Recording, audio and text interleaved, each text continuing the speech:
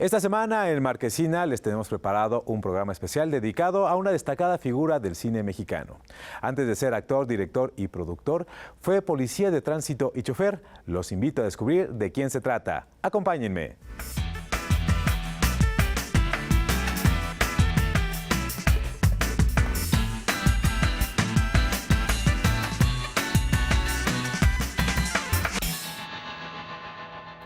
Tal vez muchos ya lo descubrieron, pero nos referimos a Alfonso Arau, que a sus 93 años sigue activo en la industria del cine.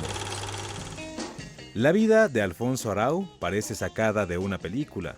Podría ser poco probable, pero a lo mejor alguna vez fue infraccionado por este hombre, pues en algún momento se desempeñó como tamarindo. Así se les conocía a los agentes de tránsito de la Ciudad de México. Se desempeñó como bailarín y esa fue su entrada al cine con el dueto Corona-Arau. Su primera película fue Ahí viene Martín Corona, protagonizada por Pedro Infante y Piporro. Se llama Martín Corona y trae como toda escolta. Con ese dueto también participó en Viaje a la Luna de Fernando Cortés, en el que también participaban Tintán, El Loco Valdés, Chabelo, Viruta y Capulina. También destacó en el mundo de la actuación y trabajó con directores como Luis Alcoriza, Roberto Gabaldón, Carlos Velo y con su gran amigo Alejandro Jodorowsky, con quien fundó una compañía de mimos en París y México. En Hollywood comenzó con el pie derecho. Tuvo una participación destacada en la película La Pandilla Salvaje, dirigida por Sam Peckinpah, y en la que también participaba Emilio el Indio Fernández.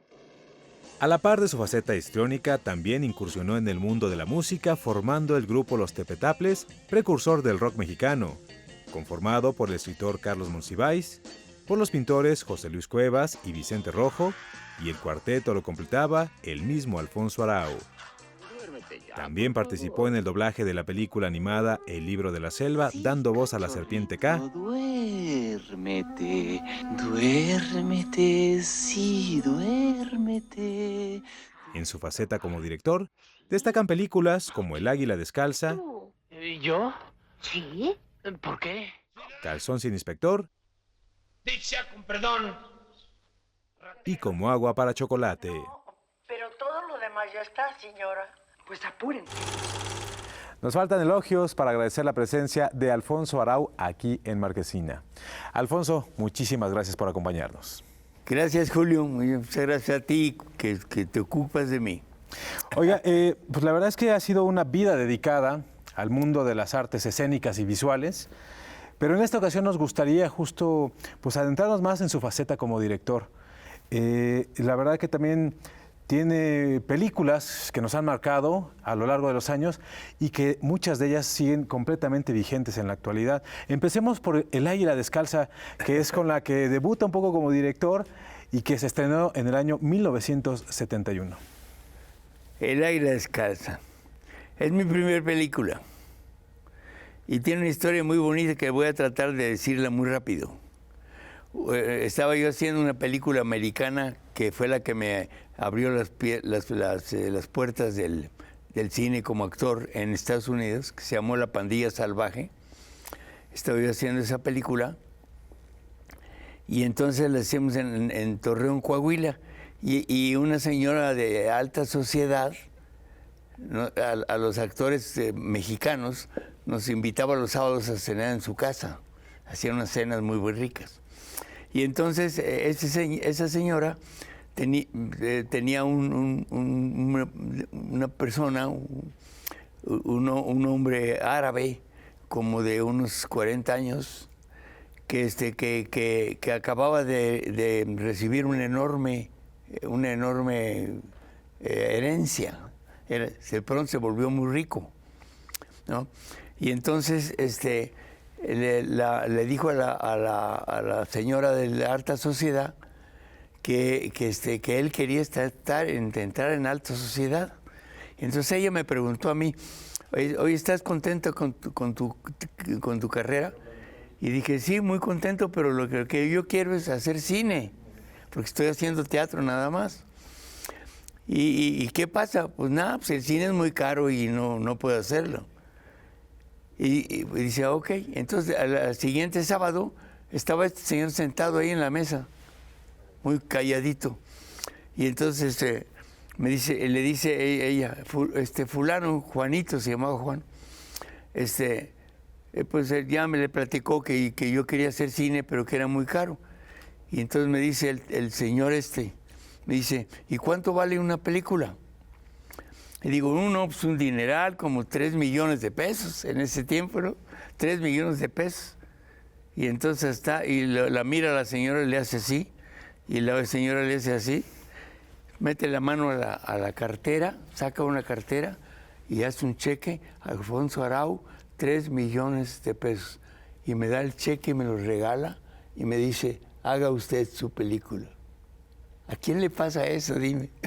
¿A quién le pasa eso? ¿Ya tenía el guión del Águila Descalza o lo empieza a escribir ahí? Sí, ya la tenía, es la que quería hacer. Tiene esa característica esta película. Es totalmente original, totalmente creativa, porque yo en ese tiempo venía del teatro popular y trabajaba con Tintán y con Calzón, ¿cómo se llama? Con Palillo, con Harapos, etcétera, con los grandes cómicos, ¿no? Entonces yo invité a todos ellos a trabajar en la película porque sabía que se iba a acabar esa tradición y yo la puse en esa película, ¿no?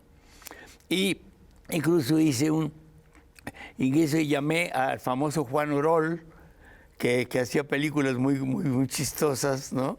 Y que todo el mundo lo criticaba, que era como naquísimo, ¿no? Entonces yo le dije que para que hiciera el papel del villano, ¿no? Que siempre él salía de villano en sus películas, ¿no? Pero entonces 2 semanas antes de que empezara a filmar, se echó para atrás, le dio mucho miedo ser actor, ser dirigido y no ser el director, ¿no? Y se echó para atrás. Y entonces yo tenía un tío, un hermano de mi mamá, que era totalmente calvo, y le dije, oye tío, pues ¿sabes qué? Vas a ser mi doble. Entonces voy a hacer, mi amigo Alejandro Jodorowsky, le dije, oye, tengo este problema, y me dice, pues tú también haces el villano, ¿qué problema? Yo hice una película, una obra de teatro con él en que hacía 5 personajes en una sola obra. Dice, tú hiciste 5 personajes, haz 2. Entonces yo me rasuré igual que mi tío y me puse una peluca, ¿no? Y entonces mi tío era mi doble. Era mi doble. Y entonces así hicimos la película, totalmente independientes. Una cosa más antes de irnos, me gustaría que nos hablara de la creación del personaje, de este protagonista de la historia, este hombre que en las noches sale a tratar de hacer el bien, ¿no? Bueno, en el barrio. Ese es mi lado político. Eso es un hombre que quiere hacer algo por los demás, que quiere poner su granito de arena para que el mundo sea un poquito mejor, ¿no? Que esa es una idea que yo tenía desde entonces y que ahora la estoy realizando. Ya te voy a pedir una entrevista para que te platique yo un nuevo proyecto que tengo. Entonces, Chona le pregunta, ¿y tú solito vas a mover el mundo? Y el Águila Descalza contesta, alguien tiene que empezar.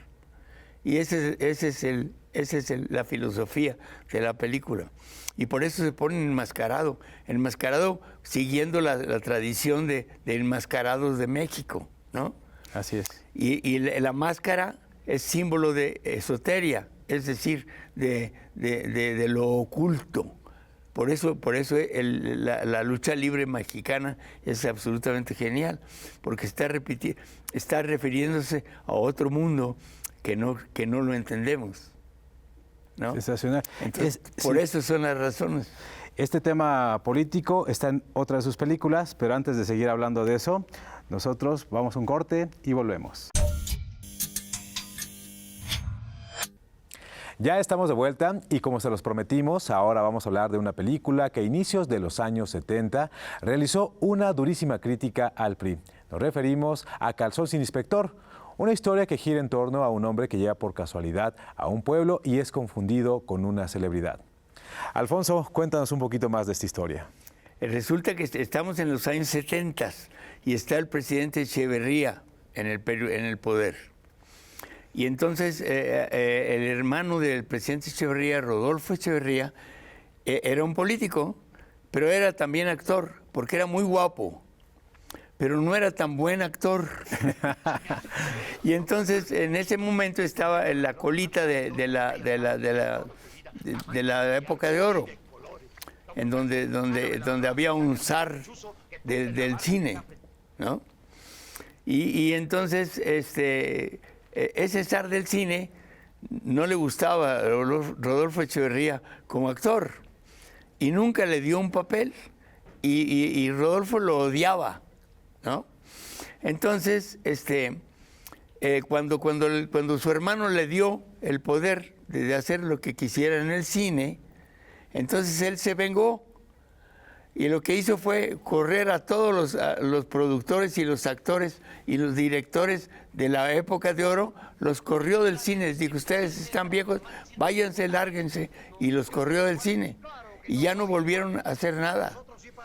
Y entonces, entonces él se quedó sin directores y entonces todos nosotros, todos los 30 directores, entramos, y yo entré en ese día, con Pancho Córdoba, que fue mi gran amigo, mi gran actor, y con Héctor Ortega, que también era un gran amigo mío y un gran director. Entonces, nosotros nos presentamos y dijo Rodolfo Echeverría, hagan la película que quieran, de cualquier tema, y yo les voy a dar todo el dinero que necesiten para que hagan su película. Entonces nosotros nos dijimos, oye, pues vamos a hacer Calzón sin Inspector, ¿no? Y dice, pero eso es contra el gobierno, contra el PRI, ¿no? Pues no le hace, vamos a ver si nos dejan, ¿no? Y nos presentamos y nos dijo Rodolfo, ni siquiera leyó el script ni nada, y nos dio todo el dinero del mundo para hacer esa película. Y la hicimos, sabiendo que nos estábamos arriesgando muchísimo, porque ya sabemos quién es el presidente Echeverría. Y entonces hicimos la película de Calzón sin Inspector, ¿no? Y teníamos todo el dinero del mundo. Hay una escena en la Plaza de Toros, al final, en donde yo pedí que la llenaran, y había 15,000 extras, 15,000, y los pagaron todos, ¿no? Y nosotros no entendíamos por qué. Pues a mí nunca usualmente el director no solamente le dicen cuánto dinero hay, el presupuesto, sino que lo hacen firmar que no se va a pasar de ese.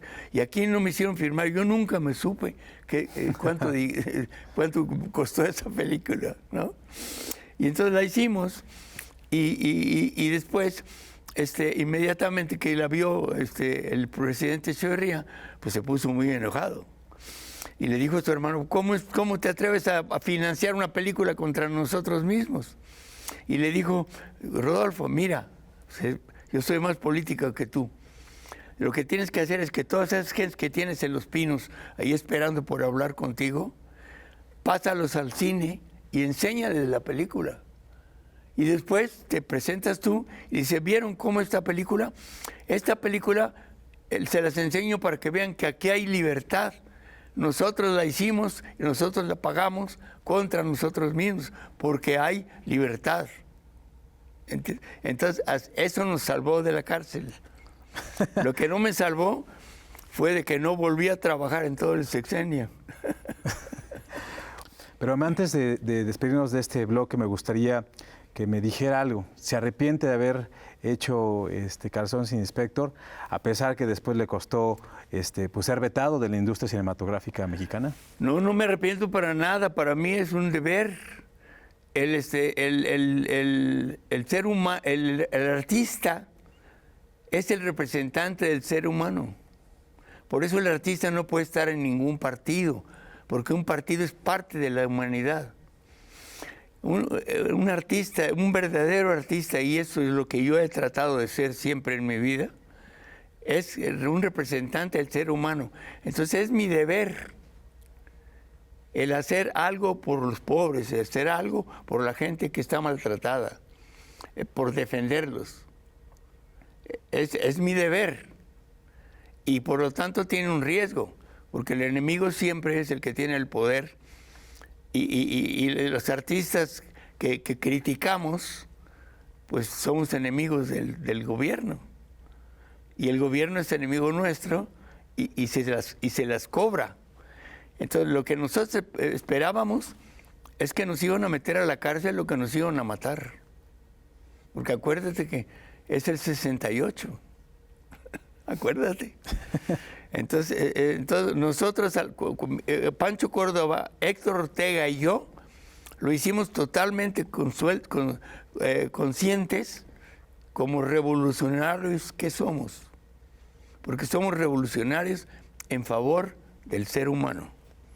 Bueno, hay muchísimas anécdotas respecto de esta película, pero al regresar vamos a hablar de Como agua para chocolate, que fue un referente mexicano del cine mundial. Ya estamos de vuelta y seguimos hablando con Alfonso Arau, ¿no? Porque ahora vamos a platicar de una película que la verdad es que se disfruta muchísimo en todos los sentidos, ¿no? Que es Como agua para chocolate. Ya había trabajado en muchos lugares en México y en el extranjero. Estamos recordando ahorita que trabajó con Sam Peckinpah en The Wild Bunch, en La Pandilla Salvaje. Pero Como agua para chocolate me parece que abre el panorama, no solamente en su carrera, sino para muchísimos otros cineastas. En ese sentido me parece que es pionero de los productos mexicanos audiovisuales que se distribuyen masivamente en el extranjero, ¿no? Como agua para chocolate es una película muy mexicana. Habla de la comida, habla de la familia, habla de la revolución, ¿no? La verdad es que es una historia que nos deja a todos con un muy buen sabor de boca. También habla de las tradiciones. Recientemente presentaron una versión extendida, se puede ver en plataformas, ¿no? Cuéntenos cómo fue entrarle a la adaptación de este libro que también ya tenía un éxito. Bueno, ¿cómo no? Este libro, escrito por Laura Esquivel, que le mando un saludo y le mando un aplauso. Sí, desde aquí se lo mandamos. Laura Esquivel en ese tiempo era mi futura ex esposa.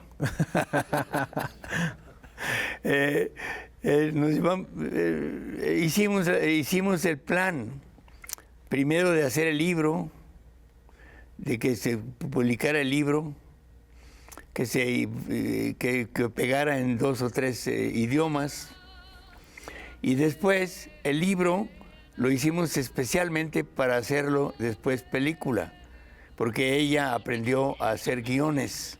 Fue lo primero, como ella empezó como escritora, empezó a hacer guiones de cine y después ya hizo sus novelas con gran éxito. Entonces,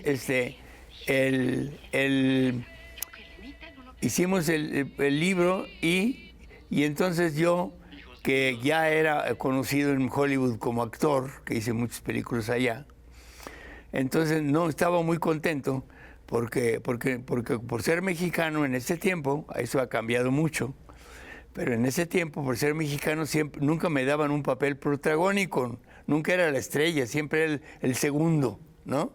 Y no me gustaba.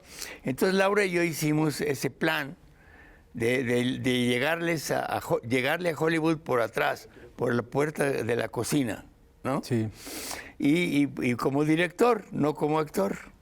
Y entonces hicimos una cosa diseñada especialmente para eso. Y la película costó muy cara porque sabíamos que queríamos que rompiera la barrera del mercado. Y que fuera aceptada y tenía que tener una factura para ¿cómo se llama? Para competir. Para competir en la Liga Mayor, ¿no? Entonces lo hicimos para eso y llevamos la película a Hollywood y conseguimos el dinero para hacerla, $2 millones, que era mucho más de lo que valía una película mexicana. Y entonces, a película terminada, la llevamos a Hollywood y nadie las quiso. Nos dijeron, todos mis amigos y todos los críticos y los productores nos dijeron que no. Porque era en español y porque no tenía ningún actor americano. Porque yo les di los papeles a todos los jóvenes mexicanos, que fueron todos maravillosos actores, ¿no? Bueno, entonces, después la llevamos a Cannes y en Cannes acabó con todo el mundo. Y tuvimos 20 o 30 prospectos, o ¿cómo se llama? Pues sí, gente que quería comprar la película. Exactamente. Entonces ahí empezó el éxito y lo demás pues ya sabemos cómo fue, ¿no? Y lo mejor es que el público, por lo menos en México, la guarda con mucho cariño, ¿no? Sigue absolutamente viva, se volvió un clásico. La filmaron en el norte del país, tienen a jóvenes actrices, como ya le decía, Claudette Mayet, Lumi Cavazos, Arcelia Ramírez sale al principio de la película, pero entre todas esas cosas hay algo que resalta, que tienen un actor italiano y que eso no es tan conocido. Bueno, hay una razón. Cuando Laura y yo vimos el guión y ya íbamos a hacer la película, ya teníamos el dinero. Entonces, yo tenía una duda como director. Yo decía, bueno, la historia es maravillosa, ¿no? Pero, ¿cómo voy a convencer al público de que Tita esté tan enamorada de Pedro, siendo Pedro una persona tan tonta? Porque en ese tiempo, es decir, ¿cómo acepta Pedro casarse con la hermana nada más para estar con el que realmente ama? Porque en ese tiempo lo que se hacía es que se la robaban y se acabó el problema. Y Tita misma se lo dice a Pedro cuando está enfermo, ¿no? Hubiera preferido que me robaras, ¿no? Bueno, entonces dije, bueno, la única razón por la cual ella tendría que estar enamorada de él es que sea guapísimo. Y entonces me acordé de un actor que era guapísimo, que es Marco Leonardi, que es el joven de Cinema Paradiso, que es esta película maravillosa, ¿no? De Giuseppe Tornatore, ¿no? Giuseppe Tornatore. Entonces dije, bueno, pues tomé un avión, me fui a Italia, lo localicé a su agente, ¿no? Y le propuse, dice, pero yo no hablo español, yo sé cómo arreglarlo. Entonces le tradujimos todo el libreto al italiano para que supiera de qué se trataba. Y él, con una gran disciplina, que hay que aplaudirle, se aprendió todas las líneas, todos los diálogos fonéticamente en español. Y entonces él, en la filmación, él hablaba en español con un acento italiano asqueroso. Pero después, cuando terminó la película, traje un gran doblador mexicano, que en eso somos los números 1 del mundo, ¿no? Y con una voz que se parecía a la de él, y nadie se da cuenta al ver la película que no es su voz. Desgraciadamente, yo no debería estar diciendo esto, porque algunas personas se van a decepcionar un poquito, pero no importa, porque su actuación es perfectamente maravillosa y cumplió como te digo, es muy, muy, muy, muy guapo y sigue siendo. Oiga, antes de terminar, ya estamos casi acabando con este programa, me gustaría preguntarle algo que me da mucha curiosidad. A ver. Porque además, digamos que Un paseo por las nubes, que fue su debut en Hollywood, ¿no? Tiene a un actor que luego se convirtió en una estrella del mundo, ¿no? Que es Keanu Reeves, ¿no? Keanu Reeves. ¿Usted lo descubrió? ¿Qué Bueno, vio en este personaje? Lo medio descubrí porque había hecho ya un documentalito antes que eso, Sí. pero sí prácticamente lo descubrí. ¿Qué vio en él, ¿no? En este personaje. En primer lugar, la belleza. Keanu Reeves es totalmente otro guapísimo, con un carisma increíble, y además tiene una cosa muy bonita, que es un gran ser humano. Y eso lo ayuda porque todo el mundo lo adora en Estados Unidos y en el mundo. Aquí el argumento de la película es que el americano, guapísimo, inteligentísimo, con ese uniforme de soldado se veía bellísimo, ¿no? Prácticamente de rodillas está rogándole a la familia mexicana que lo dejen entrar a ser parte de la familia mexicana. Es decir, que les volteamos el asunto. El discurso. El ¿no? discurso. Maestro, muchísimas gracias otra vez por acompañarnos aquí en Marquesina. Nos hace falta tiempo para conocer todos los detalles de la filmografía de Alfonso Arau, pero lo que sí podemos hacer es ir a revisitar sus películas, así que los invito a que lo hagan. Yo soy Julio López y esto fue Marquesina.